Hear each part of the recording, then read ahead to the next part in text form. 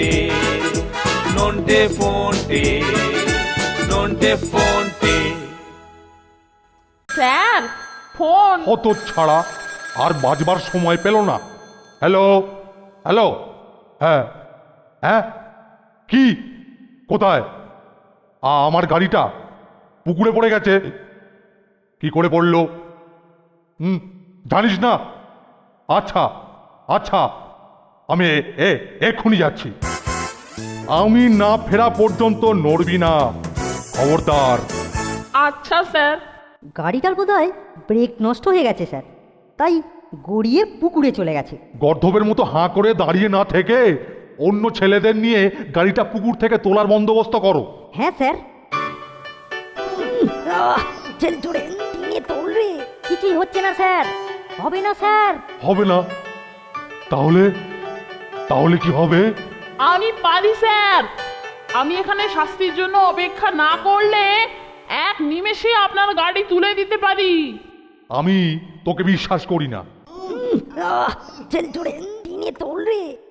তবে পারলে আমি তোকে ক্ষমা করে দেব। আরে এ তো বোচাই সিংহি, এ আবার কোত্থেকে হাজির হলো? এত তাড়াতাড়ি বোচাই এলো কোত্থেকে? শাস্তি এড়ানোর জন্য ফন্টেটা বোধহয় এই কাণ্ড করেছে। কেলটুকে বলতে হবে গাড়িটা পরীক্ষা করে দেখতে। অনেক ধন্যবাদ তোমাকে বোচাইদা। চলো তোমাকে একটু চা খাইয়ে দিই। এবার আমি গাড়ির ভেতরটা পরীক্ষা করে দেখব ঘটনাটা কি করে ঘটলো। ঠিক যা ভেবেছি, কেল্টো গাড়ির ভেতর দেখতে ঢুকলো। এবার ইঁদুরটাকে ফাঁদে পেয়েছি। এখন লাঠিটা দিয়ে পাথরটা টুক করে সরিয়ে দিই। ওরে বাবারে গেলাম রে। ও যা, আমাকে উদ্ধার করুন স্যার। স্যার গো, স্যার আমাকে উদ্ধার করুন। কেলটু, স্যার আমাকে বাঁচান স্যার। তুই পাড়ে আয়, তারপর তোর সঙ্গে বোঝাপড়া করছি। আয়, তুই পাড়ে আয়।